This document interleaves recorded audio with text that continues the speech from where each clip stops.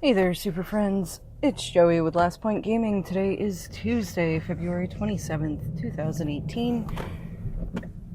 Yeah, I don't do the social media spiel anymore.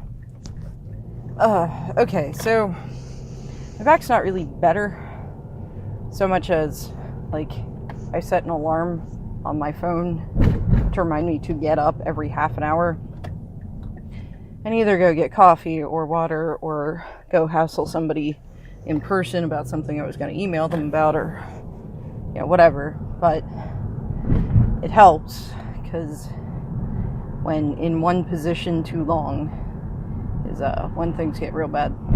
But anyway, still messed up. It's probably going to be for a couple more days, but one day I will wake up and it will be fine. But none of y'all care about that, so let's move on to why you're here. So yesterday I talked all about the gaming I did this weekend. Fun stuff. So I guess today let's talk about Masters 25 spoilers. So we got a lot of them over the past couple days. Chalice of the Void. Yay. Kinda. I mean, I think I'd looked at a deck that had Chalice in it at one point and decided that I couldn't afford it because Chalice. But Mythic, not sure how I feel about that. I mean, it's a good card. It is. And I guess the argument is that they've gone, like, extreme towards, we want the draft environment to be fun for everybody. So if Chalice is only rare, there's a possibility of there being multiple in a draft, I guess. I don't really understand their logic here. Also, Ensnaring Bridge, getting a reprint. I think that one's at Mythic too, though. And, like, don't get me wrong, I absolutely fucking hate that card.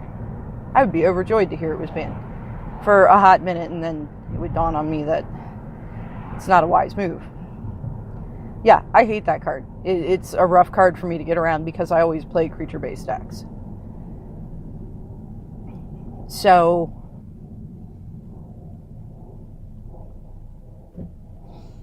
I don't care for it, but it's not a broken card. It's an artifact. That's all there is to it. You can destroy artifacts. You can do things to jam up your opponent's hand. Seriously, the combination of Camball and Meddling Mages jamming up Mirror Match's hand is how I got through his bridge turn 2. He got to the place where he was having a hard time playing spells in general, but I was also jamming up his hand. I almost got his hand jammed in game 3. That I could swing in at least a couple attackers.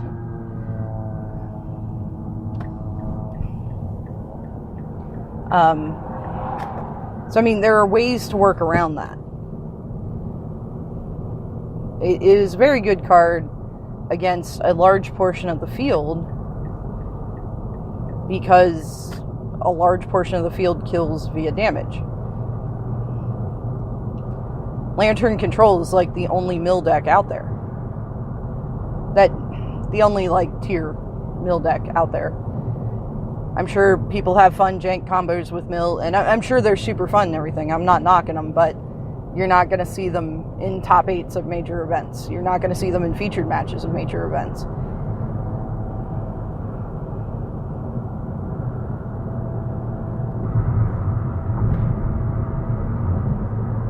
I mean, I'm sure there are some other decks that have some mill to them, but it's rare you see somebody cast Thought Scour on their opponent. It's really hard to set things up in such a way that you can mill somebody out before they can kill you with damage. Bloodmoon Reprint. That's only kind of surprising because it was just in MM17.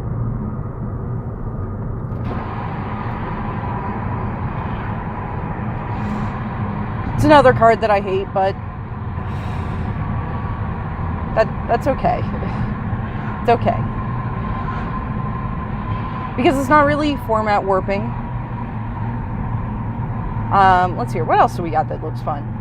Doomsday. That looks interesting. I don't remember that spell. Like, ever. Dark Ritual. Oh, and apparently Imperial Recruiter was like a super high value card. Now, it sounds like it was a super high value card mostly because it was near impossible to find. I want to say he was out of alliances. And I don't recall if Alliance was a small print run or just not opened a whole lot. But, yeah. So, finding a copy of him is what drives up the price because there are so few running around out there. So, it's nice to get him back. I'm not sure it's really all that great a creature, but, yeah, I don't know. Maybe. It's funny because some of these, like, they got more nostalgia value than Iconic Masters did. What are you fucking doing? Oh my god. Like Flash. I didn't know that was a spell. I thought it was just a keyword. So there are like a lot of cards I've seen pop up that I'm like, I've never heard of this card. And husband's like, oh man. Because, you know, he played way back in the early days when, well, actually when I played we still used rubber bands to hold our decks together and didn't use sleeves. So, but no, he played way back in the very beginning. So some of the stuff that I'm like, yeah, I've never heard of this, he's like, oh no, it was there and it was, you know, great, or it was awful. Neat to see a Dark reprint. Saw a few people today asking, since it's reprinted at Common, does that make it Pauper legal? Unless I'm mistaken, Dark Writ was always Common.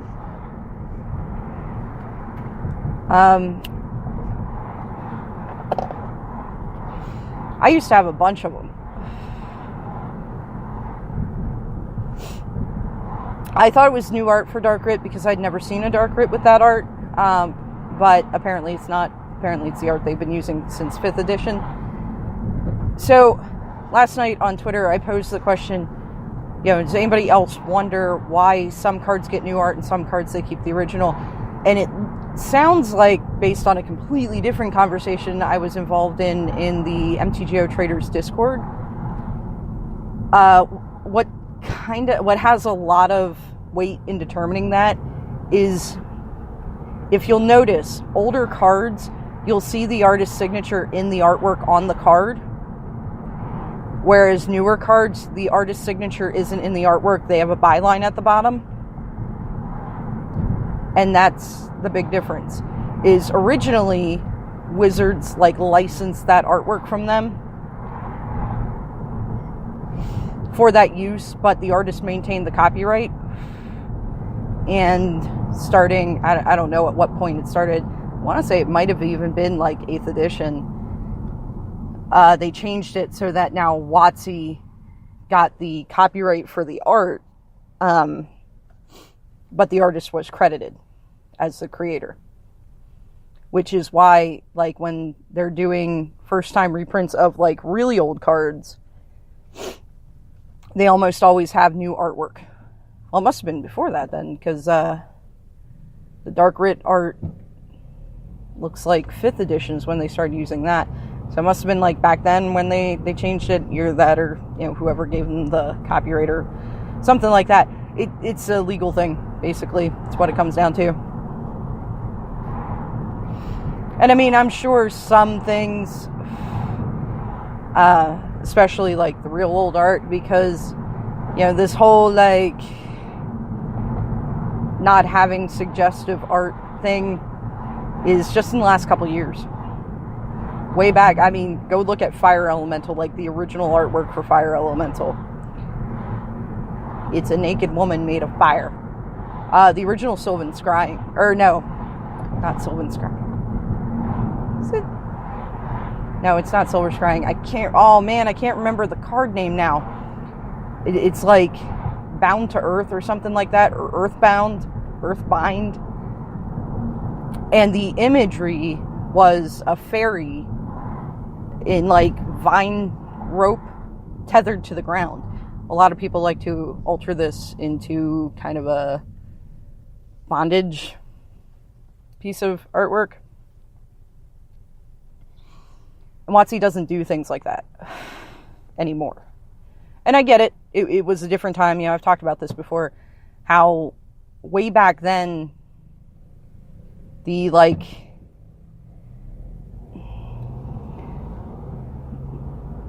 way back then, it was almost okay to treat gaming as a boys' club. And when a girl wandered in, display hostility. It wasn't... people weren't so sensitive to it back then. Which... not saying that was great. You know, I brushed up against it a couple times. So I'm all about this equal playing field kind of thing. I do think sometimes it goes a little bit too far, but that's just me. So yeah, some of the artwork updates probably have something to do with the original imagery. Like, I'm still waiting for the Bloodbraid Elf spoiler. I'm going to be really, really surprised if Bloodbraid Elf is not in the set. Though, I can see a logic path for that.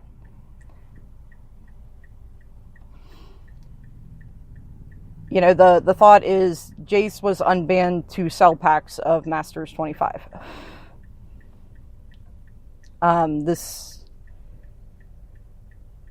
especially seems like it could be true because of the underwhelming sales for Iconic Masters, because it was a bad set. No, it wasn't an awful set. I'll give it that.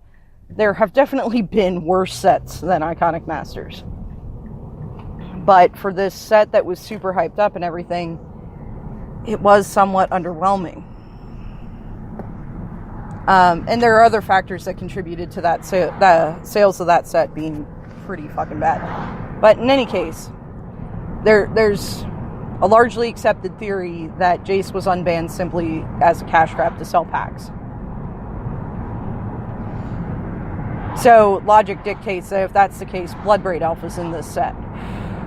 However, there's another logic path that WotC foresaw that accusation coming out, and so made sure to also unban a card that wasn't in the set. Give them plausible deniability. But anyway, I'm waiting for the spoiler. I'm going to be real surprised if it's not in the set. If it is in the set, it's almost assuredly not going to be the original art. I don't know, though, because Lily still gets away with somewhat alluring costumage, because that's kind of part of Liliana. Like, if you're not aware, and I know a lot of people aren't because a lot of people don't follow the storyline. I don't follow it too close. I just remember bits and pieces of it. But I was real into the storyline happening in the original Innistrad. So, how everything went down in the original Innistrad block is Griselbrand was stuck in the Hell Vault. The runes all over Liliana's skin are the writing of her demonic contract she made with 4 demons to retain her everlasting youth and power after the mending happened. But the youth and beauty was like a big fucking deal to her. So, Griselbrand was the last demon left. She had killed the other 3. Because, yeah, I mean, that's, in that kind of universe, that's how you take care of your debtors, your loan sharks. Is you can't collect if you're not here anymore. So Griselbrand was the last one, and he was trapped in the Hell Vault with Avacyn. And that's why things were all going to shit on Innistrad, is Avacyn was created to watch over the plains so Soren could go, you know, have happy fun times wandering around the plains. She got trapped in the Hell Vault with Griselbrand. I don't remember how exactly that came to pass. Like, she had to go in to get him in. I don't remember the specifics. So then things on Innistrad started going to shit because Avacyn wasn't there to protect the plane anymore. Then Liliana came and busted open the Hell Vault to get Griselbrand out so she could take him down so that she could get out from under her demonic contract.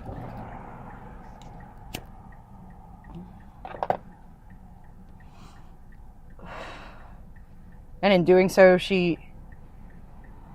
somehow Thalia, Guardian of Thraben, was integral to the opening of the Hell Vault. Like, Thalia ended up setting in motion whatever happened to cracking open the Hell Vault. But she did it to, like, save other people. Because she was a Cathar of Avacyn. The Church of Avacyn. So Hell Vault gets busted open so Lily can take down Griselbrand, but that also releases Avacyn, and that's why the third set of the block is called Avacyn Restored. She restores order to the plane. You know, calls all the angels together and all that shit. So, yeah, Lily, appearance has always been a pretty big deal to her. So, okay, I can kind of understand why she gets away with a little more alluring outfits. But, like, I don't know, does anybody else remember the Nissa boob window controversy? I mean, Nissa is an elf, and the children of the forest tend to generally be depicted without shame. You know, they're almost feral. But anyway, that's all neither here nor there. So that's probably a lot to do with why some of the artwork that maybe WotC even still has the copyright to gets redone, because there was a time where pretty ladies on cards sold packs, man. So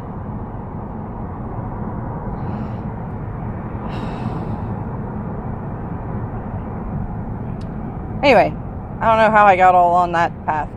We're getting a reprint of Armageddon at Mythic. I feel like that may be the Comet Storm Mythic. I don't think anybody's played Armageddon. I used to play it.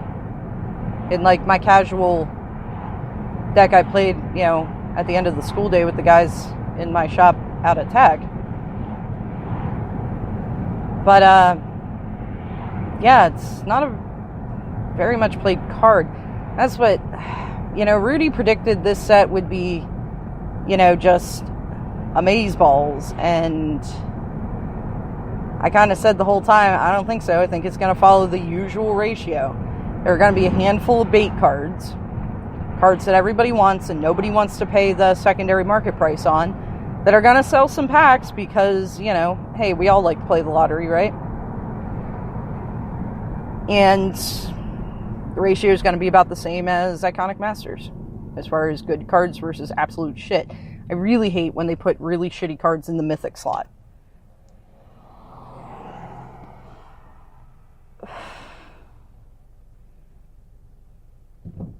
Like, it just adds a whole new rarity. Like, playable Mythic is a subset of the Mythic rarity.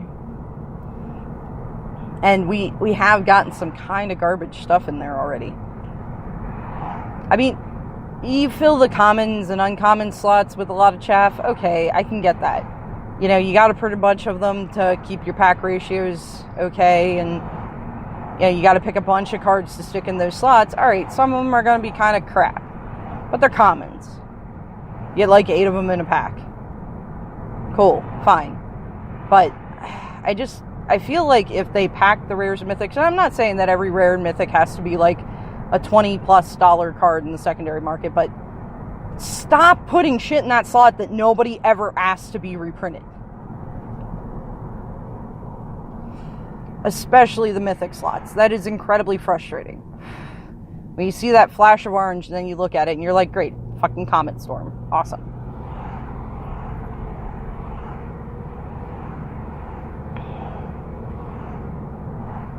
That's what I'm saying, you know, as far as, oh, well, you know, I think it's okay for them to print Jace as and then unban him as a cash grab. You know, keeps the lights on and everything. I don't know, just fucking print shit people want. And I know they have to be careful because that's how the game almost died, you know, a million years ago when the reserve list was established. But a lot of that was not so much due to what they reprinted, it's that they overprinted it. They printed that fucking set to oblivion and couldn't move all the boxes. And people got pissed because now the market was flooded with, you know, these cards that were, you know, 2 days ago worth $30-$40. And now they're, you know, $1 because these cards are fucking everywhere. So, I mean, I guess there's a balance they got to keep there, and I'll trust that their accountants doing break-even analysis on this kind of crap know way more about it than I do. I just personally find it frustrating. I know a lot of players find it frustrating. It's not even so much the bad rares. It's the mythics that just hurt. Because, like, great, I'm going to get 2 mythics in this box. Oh, awesome. They're both garbage mythics. My favorite. I guess if my furnace ever goes out, I've got plenty of kindling.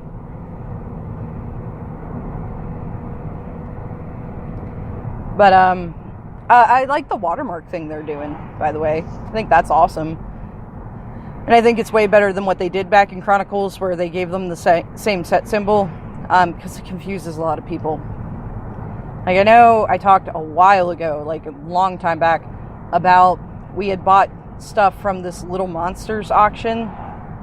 This guy owns a shop down south somewhere in, like, Kentucky, maybe. And, you know, he would do Facebook Live auctions. And we bought from him twice, and both times there was a problem with the order. The first time, we bought a few things, and one thing was missing. The second time, we bought one thing, and it never showed up. But the real frustrating part is when husband reached out to them, and he's like, so you never gave me a tracking number. So I can't even track to see, like, what happened to this, because the first shipment they had sent us a tracking number. You know, so I was able to track it, but I hit them up and I was like, yeah, so one of the pops I ordered is missing. And I told them which one, and they took a couple days, and they got back to me, and they're like, we can't find it. Must have, you know, got packed in the wrong box or something. So we'll refund you, you know, the price you paid for that one, and we'll give you free shipping on your next order. All right. Yeah, that's fine. I was really upset about it because it was the dog meat pop. If you're not familiar with the game Fallout, in every game Fallout, you come across a dog and it becomes one of your companions, and his name is always Dog Meat. And the Epidemic's big fan. At one point, like, one of his screen names along the way was Dog Meat Died, because I think it's Fallout 2 that inspired it. I think in every one, you can kind of send Dog Meat off to do things autonomously, or when you get attacked, if you, like, flee from the fight, sometimes Dog Meat won't. And then you'll just randomly get a message, Dog Meat died, when he takes too much damage. So I was trying to get it for Epidemic for his birthday, because I was like, isn't this, like, this is going to be so cute. This is going to be so awesome. And that was the one that didn't show up. So I was annoyed about it, but okay, they made good on it, fine, whatever. Well, the second thing, we had grabbed a foil walking ballista.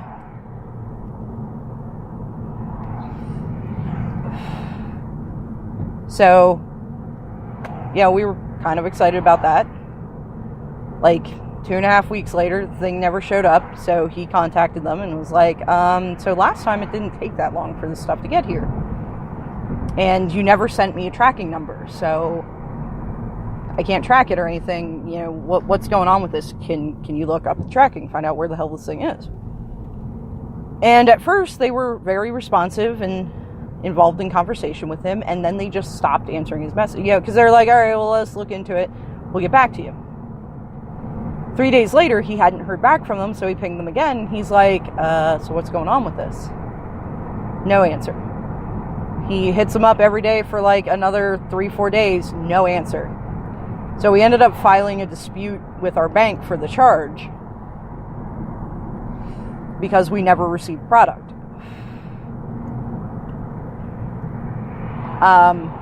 About 3 days, I want to say, after we did that, he gets a message from them saying that, okay, we're just going to refund you because we don't know what happened. And I'm assuming that the reason they did that was because they had been contacted by our bank.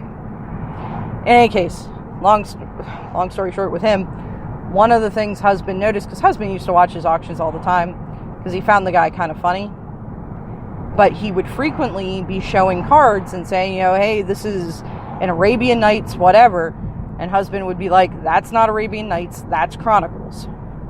I don't even know if Arabian Nights was part of Chronicles. I know the Dark was, so let's go with the Dark. And, he would, he knew about messages coming in, I guess he was reading them as he was doing his bit, and he'd answer, and he'd be like, well, the set symbol says, and husband would be like, yes, that's how Chronicles works. It has the original set symbols, it is a different set. If you sell that as anything but Chronicles, that is fraud. You guys are like, I don't really know anything about this shit. Well, then why are you doing it, buddy? Anyway, so, yeah, Chronicles cards are often mistaken for the wrong set because they have the original set symbol that they came from. So I think this watermarking idea is a much better way of going about it while still kind of nodding to where it originally came from. Also, Savannah lions are now common. I don't know what I'm building in Pauper and White, but I'm doing it. It's exciting to me. And some red guard got downgraded to common. So there is some neat stuff in the set, especially with Pauper starting to kind of pop up more and more. So, definitely exciting. Full list isn't out yet. I kind of want to wait for the full list to really look through. I've been trying to keep up on, what's out there. New Thalia, or reprint of Thalia, Guardian of Thraben. I'm excited about that one. I think she's great. What else was there that I was like, hey, that's kind of nice. Man, now I can't remember.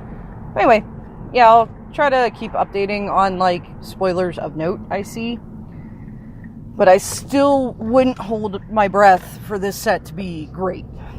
It's gonna be alright. But I don't think it's gonna be even as good as Modern Masters 17 was. Whoa. But that's all I got for y'all today. As always, if you made it this far with me, thank you very much for listening, and hopefully I'll talk to y'all tomorrow. One thing of note, Thursday's cast is likely going to be a morning cast for reasons. So that one may not be great quality, but they haven't been great this week anyway. Anyway, yeah. Hopefully I will talk to y'all tomorrow.